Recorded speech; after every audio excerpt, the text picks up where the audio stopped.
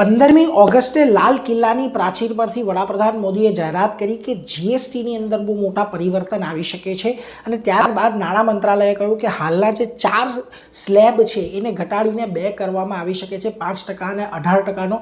એને લઈને આજે બજારમાં તો તેજી છે જ, પરંતુ ઘણા બધા સેક્ટર એવા છે કે જ્યાં જીએસટીનો ફાયદો થવાને કારણે તેજીની શક્યતા આજે આપણને લાગી રહી છે. અને જુઓ, ખાસ કરીને સૌથી વધારે તેજી આજે ઓટો સેક્ટરમાં આવી છે, કારણ કે 4 વ્હીલર અને નાની કાર પરનો જે જીએસટી છે એ ઘટી શકે છે. એને લઈને આજે મારુતિ હ્યુન્ડાઈ જેવા સ્ટોક સારી તેજીમાં છે. 2 વ્હીલરની અંદર જીએસટીમાં ઘટાડો આવી શકે છે, એટલે હીરો મોટો, બજાજ ઓટો, ટીવીએસ મોટર્સ જેવા સ્ટોકમાં આજે સારી તેજી જોવા મળી રહી છે.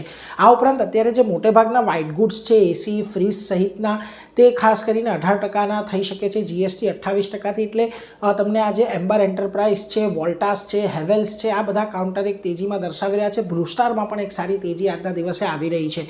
આ ઉપરાંત ખાસ કરીને તમને સિમેન્ટ સ્ટોક આજે સારી તેજીમાં છે, કારણ કે અત્યારે સિમેન્ટ 28%માં છે અને તે ઘટીને 18% થઈ શકે છે. એને લઈને સિમેન્ટ સ્ટોક ખાસી તેજીમાં છે.